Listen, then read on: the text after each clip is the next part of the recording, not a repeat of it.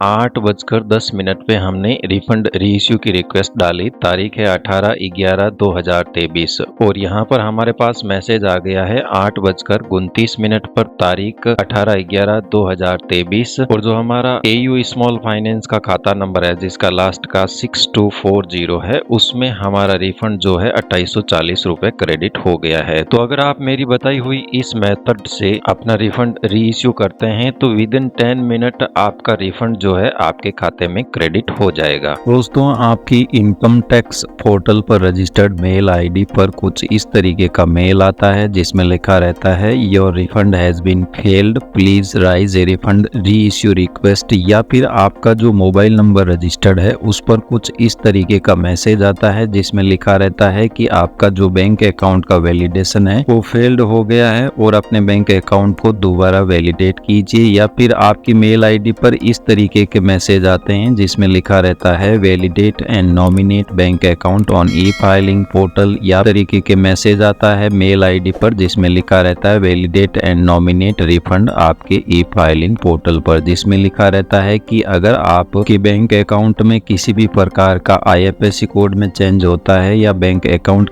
Type में change होता है या डिटेल में चेंज होता है तो इस कारण से आपके ई फाइलिंग पोर्टल पर बैंक का वैलिडेशन फेल्ड हो जाता है और आपका जो इनकम टैक्स रिटर्न भरने के बाद रिफंड बनता है वो रिफंड आपके बैंक अकाउंट में क्रेडिट नहीं हो पाता है। तो आज की इस वीडियो में जानेंगे कि अगर आपके पास इस तरीके का मेल या फिर इस तरीके का मैसेज आता है जिसमें लिखा रहता है कि आपका बैंक अकाउंट वैलिडेशन फेल्ड हो गया है और आपको एक रिफंड रीइश्यू रिक्वेस्ट राइज करने का कहा जाता है, तो उस कंडीशन में आपको क्या करना है, किस प्रकार अपने रिफंड रीइश्यू की रिक्वेस्ट डालनी है जिससे कि जल्द से जल्द आपका रिफंड जो अटका हुआ है या वैलिडेशन के कारण आपके बैंक अकाउंट में क्रेडिट होने से फेल्ड हो गया है तो उस केस में आप उसे कैसे जल्दी से जल्दी पा सकते हैं। जैसा कि आपके पास कोई भी मेल प्राप्त होता है तो उस मेल में इस तरीके का लिखा रहता है कि आपका वैलिडेशन फेल्ड हो गया है और फिर इसको आप जैसे ही थोड़ा सा नीचे स्क्रॉल डाउन करोगे तो यहाँ पर रीजन लिखा रहेगा जिसमें लिखा रहेगा कि पैन कार्ड है जो आपका not linked to the bank account, मतलब कि आपका पैन कार्ड बैंक खाते के साथ लिंक नहीं है, इस कारण आपका बैंक अकाउंट ई फाइलिंग पोर्टल पर वैलिडेट नहीं हुआ है और आपका रिफंड फेल्ड हो गया है। तो उस केस में आपको सबसे पहले अपने ई फाइलिंग पोर्टल पर चले जाना है और लॉगिन कर लेना है। लॉगिन करने के बाद आप यहाँ पर अपनी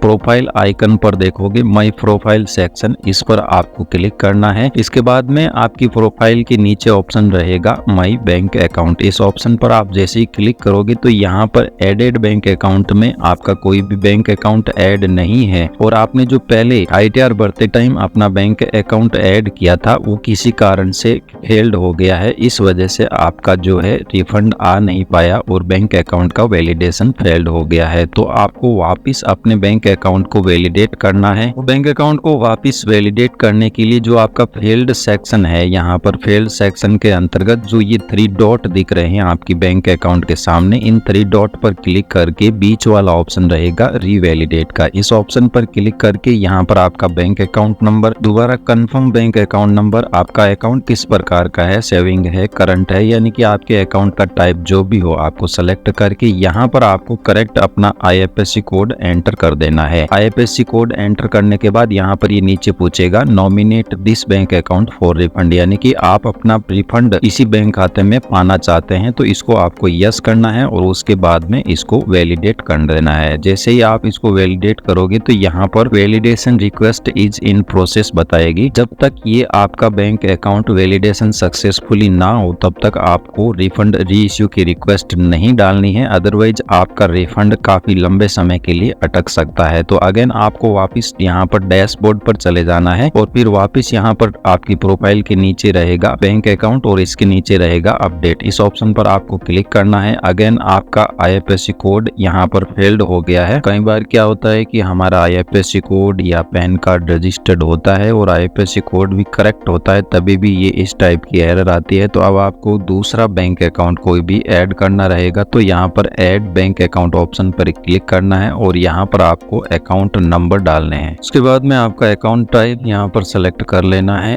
प्राइमरी या जॉइंट जो भी हो, और उसके बाद में IFSC कोड डालने के बाद यहाँ पर आपको नॉमिनेट फॉर रिफंड यस करना है और इसके बाद में आपको वैलिडेट ऑप्शन पर क्लिक कर देना है। यहाँ पर लिखा हुआ आ गया आपका बैंक अकाउंट शॉर्टली जो है वैलिडेट हो जाएगा। अगेन आपको यहाँ पर डैशबोर्ड पर जाना है और यहाँ पर अपडेट बैंक अकाउंट, यहाँ पर आपका जो ये AU स्मॉल फाइनेंस बैंक का बैंक अकाउंट है, ये वैलिडेशन इज इन प्रोसेस बता रहा है। जब तक ये वैलिडेशन कंप्लीट नहीं हो, यानी कि यहाँ पर वैलिडेट सक्सेसफुली लिखा हुआ नहीं आए, तब तक आपको रिफंड रीइश्यू की रिक्वेस्ट नहीं डालनी है। अगेन यहाँ पर आपकी प्रोफाइल के नीचे बैंक अकाउंट और अपडेट लिखा हुआ आ जाएगा। इस पर जैसे ही क्लिक करोगे तो यहाँ पर जो आपने नया बैंक अकाउंट ऐड किया है वो यहाँ पर वैलिडेट हो गया है और एलिजिबल रिफंड भी हो गया है। यानी कि जब तक आपका जो बैंक अकाउंट आप रिफंड के लिए वैलिडेट या ऐड कर रहे हो वो यहाँ पर दोनों टाइप के ग्रीन टिक लगे हुए नहीं आए और एलिजिबल और वैलिडेट रिफंड कंप्लीट ना हो, तब तक आपको रिफंड रीइश्यू की रिक्वेस्ट यहाँ पर प्लेस नहीं करनी है। जैसे ही वैलिडेट हो जाए, वैलिडेट होने के बाद यहाँ पर नीचे ऑप्शन रहेगा नॉमिनेट फॉर रिफंड, तो इस ऑप्शन को आपको यस कर देना है। अगर ये बाय डिफॉल्ट ऑन हो तो इसको आपको यहाँ पर ऑन कर देना है। इसके बाद में वापस आपको डैशबोर्ड पर चले जाना है। डैशबोर्ड पर जाने के बाद यहाँ पर सर्विसेज मेन्यू में रिफंड रीइश्यू का ऑप्शन रहेगा, इस पर आपको क्लिक करना है। यहाँ पर क्रिएट ए रिफंड रीइश्यू, अब जिस असेसमेंट ईयर का आपकी रिफंड फेल्ड हुआ है उसकी सारी डिटेल यहाँ पर आ जाएगी। जैसे यहाँ पर असेसमेंट ईयर 2023-24 का एक्नॉलेजमेंट नंबर ये, और इसका रिफंड फेल्ड हुआ है क्योंकि आपके बैंक अकाउंट में पैन कार्ड रजिस्टर्ड नहीं था। तो उसके बाद में आपको यहाँ से इस असेसमेंट ईयर के रिफंड को सिलेक्ट करना है जो फेल्ड हुआ है और कंटिन्यू ऑप्शन पर क्लिक करना है। इसके बाद में ये पूछेगा कि आपका जो रिफंड फेल्ड हुआ है उसको वापस आप कौन से अकाउंट में क्रेडिट करना चाहोगे। तो यहाँ पर जो आपकी टोटल बैंक अकाउंट एडेड है, चाहे वो फेल्ड हो चाहे वो सक्सेसफुली वैलिडेट हो, तो वो सारे के सारे आ जाएंगे। तो यहाँ पर जैसे स्टेट बैंक ऑफ इंडिया का अकाउंट है बट ये वैलिडेट नहीं है, तो यहाँ पर लिखा हुआ आ रहा है रीवैलिडेट, और नीचे स्क्रॉल डाउन करोगे तो यहाँ पर जो आपकी AU स्मॉल फाइनेंस बैंक का अकाउंट है वो यहाँ पर वैलिडेट हो चुका है। तो यहाँ पर आपको वही बैंक अकाउंट सेलेक्ट करना है जो सक्सेसफुली वैलिडेटेड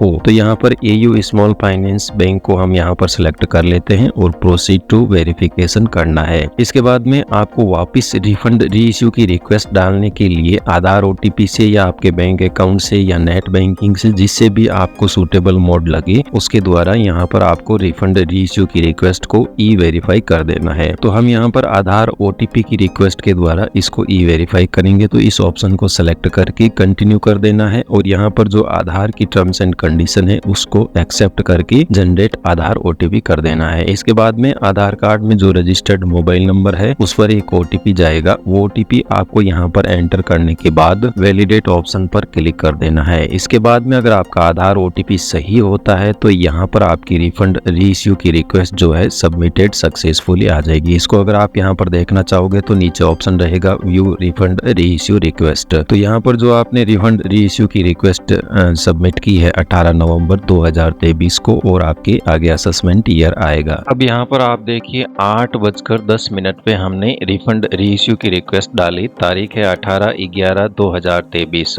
और यहाँ पर हमारे पास मैसेज आ गया है 8:29 पर, तारीख 18/11/2023, और जो हमारा AU स्मॉल फाइनेंस का खाता नंबर है जिसका लास्ट का 6240 है उसमें हमारा रिफंड जो है 2840 रुपए क्रेडिट हो गया है। तो अगर आप मेरी बताई हुई इस मेथड से अपना रिफंड रीइश्यू करते हैं तो विद इन 10 मिनट आपका रिफंड जो है आपके खाते में क्रेडिट हो जाएगा। इसका टर्म्स एंड कंडीशन वही है कि आप रिफंड रीइश्यू की रिक्वेस्ट तभी डालो जब यहाँ पर आपका बैंक अकाउंट है वो वैलिडेट सक्सेसफुली हो। अगर आपका bank account validation in progress होता है और आप रिफंड रीइश्यू की रिक्वेस्ट प्लेस कर देते हो तो उस केस में हो सकता है महीनों लग जाए आपका रिफंड वापस आपके खाते में क्रेडिट होने में। तो आपको रिफंड रीइश्यू की रिक्वेस्ट तभी डालनी है जब आपका यहाँ पर बैंक अकाउंट वैलिडेट हो जाए। वैलिडेट होने के बाद वापस आपको सर्विस मेन्यू में जाकर के रिफंड रीइश्यू की रिक्वेस्ट प्लेस कर देनी है, तब आपका रिफंड जनरली जो है 2 घंटे के अंदर अंदर आपके बैंक अकाउंट में क्रेडिट हो जाएगा। धन्यवाद दोस्तों, जानकारी अच्छी लगी हो तो चैनल को जरूर सब्सक्राइब कीजिएगा।